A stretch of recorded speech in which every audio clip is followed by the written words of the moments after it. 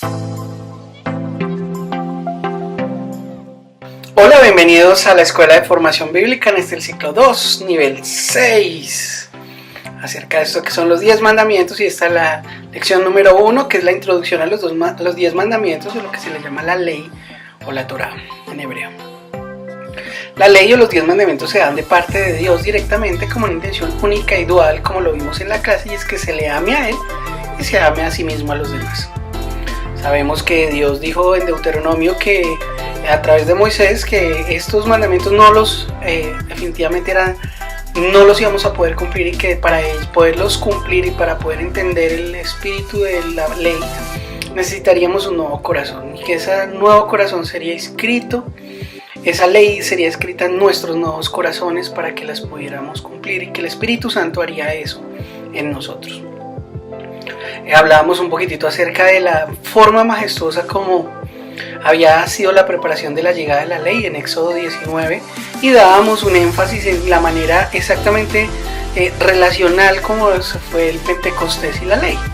Nos mostraba cómo el Señor había descendido en medio del fuego, así como trajo lenguas de fuego también allí en Hechos 2, en el día del Pentecostés, que significaba 50 días, que tenía una relación con la Pascua, donde el día 1 se ofrecía el cordero y en el día 50 se celebraba la fiesta de las semanas o de los primeros frutos, y cómo el Espíritu Santo daba el primer fruto de esta resurrección de Cristo después de los 50 días, trayendo la primicia del fruto del Espíritu allí a 120 hombres allí en el aposento alto, cumpliendo la promesa y trayendo sobre todo la promesa de que guardaría y daría un nuevo corazón.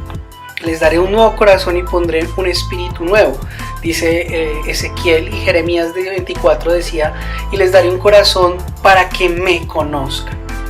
Un corazón nuevo y un espíritu nuevo, dice Ezequiel, y Romanos dice que es la circuncisión del corazón que realiza el espíritu. Esto es fundamental para que entendamos cómo ahora la ley está escrita en nuestros corazones y atestigua nuestra conciencia. Eso es algo muy importante.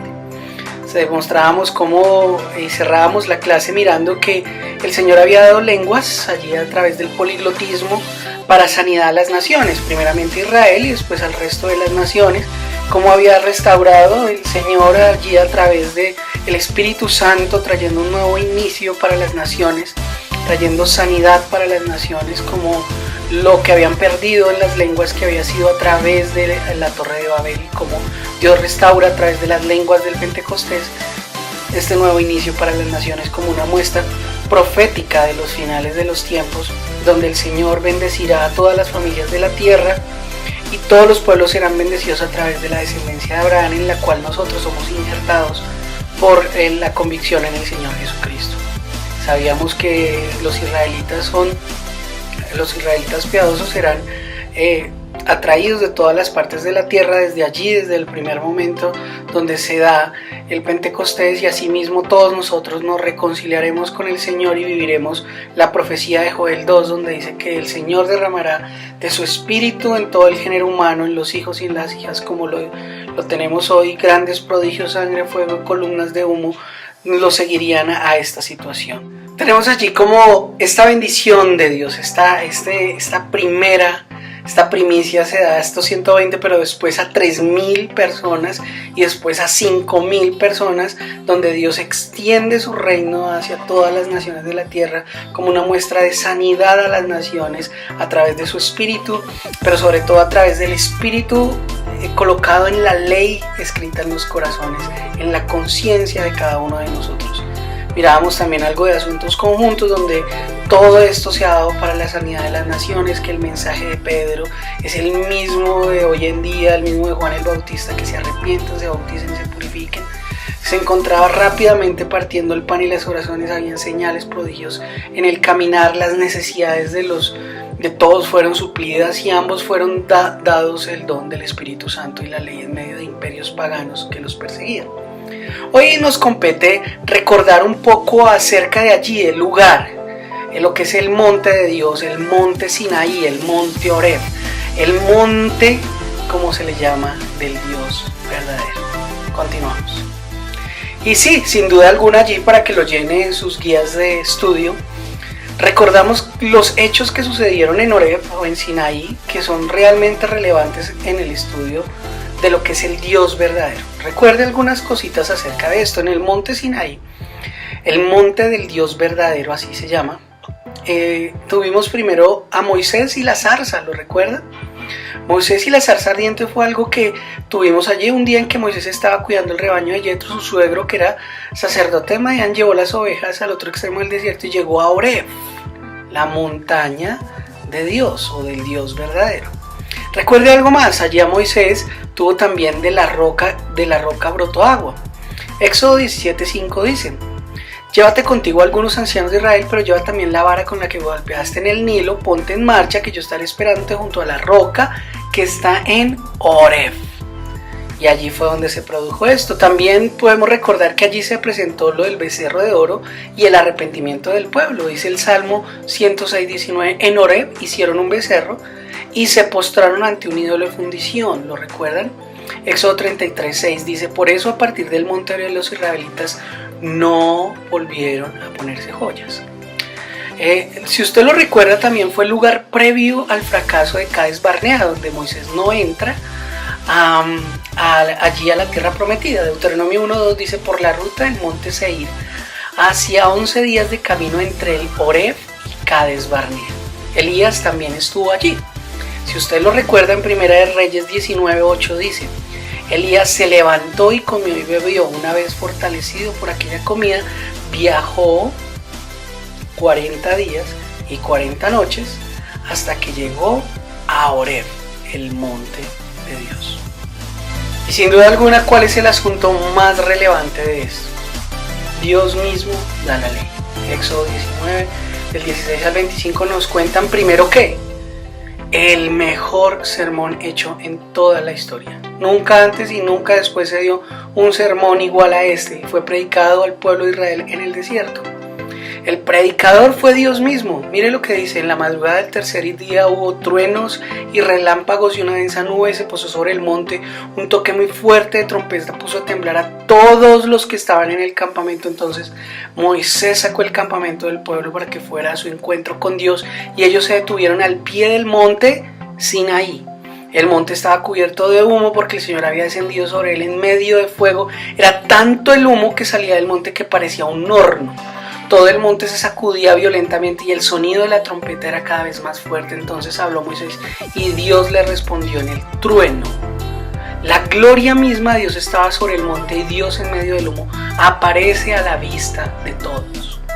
Como un punto C, el púlpito, o mejor dicho, el trono de Dios es el mismo monte Sinaí. El Señor, dice el verso 20, descendió a la cumbre del monte Sinaí y desde ahí llamó a Moisés para que subiera.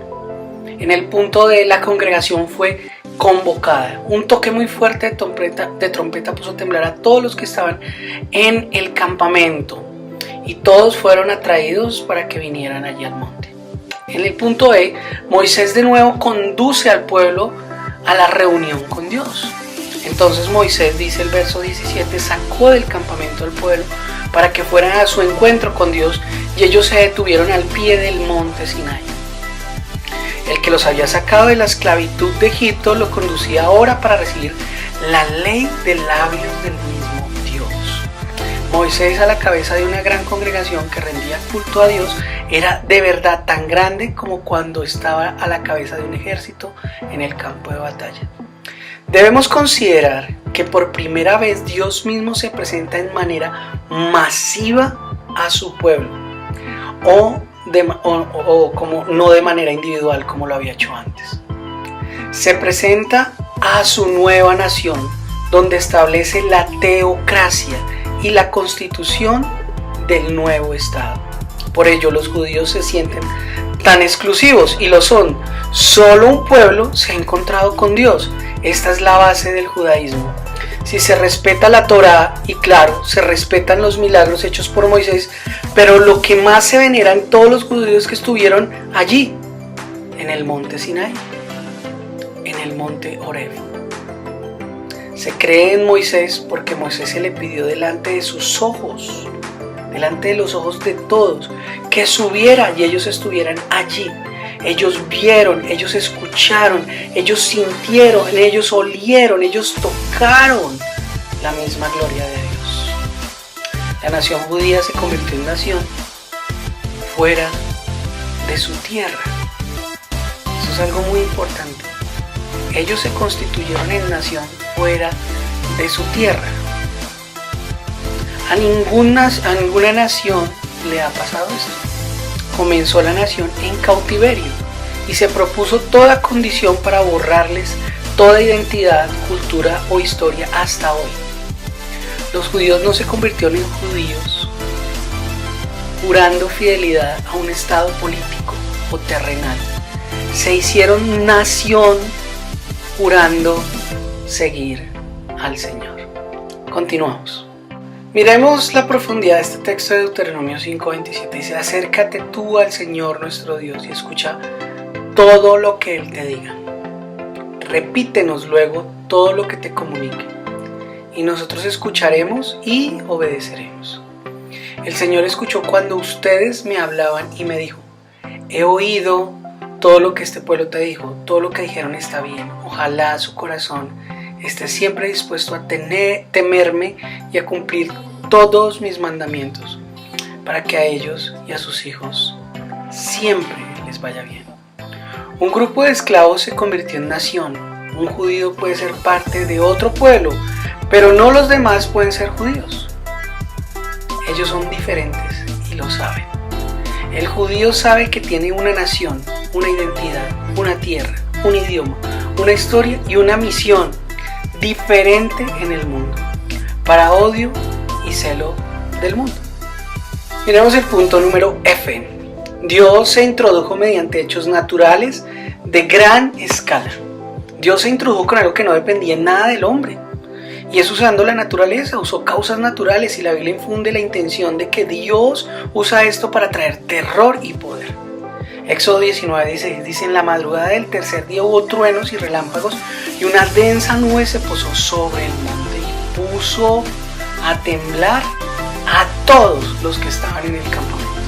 Miren lo que dice Éxodo 20:18. Ante este espectáculo de truenos y relámpagos, de sonidos de trompeta y de la montaña envuelta en humo, los israelitas temblaban de miedo y se mantenían a distancia.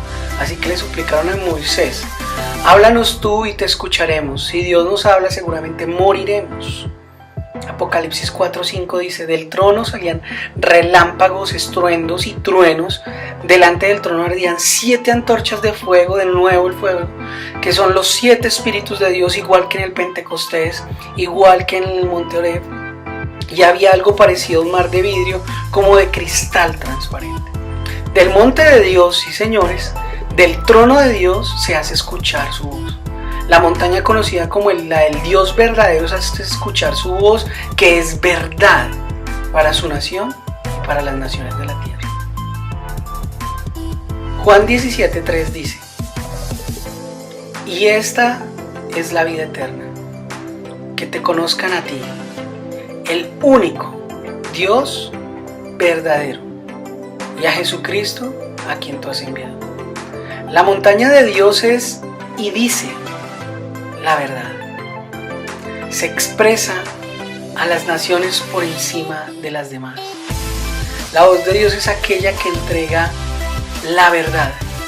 Jesús es la ley cumplida. La verdad se basa en el conocimiento. Ser salvo significa conocer a Dios.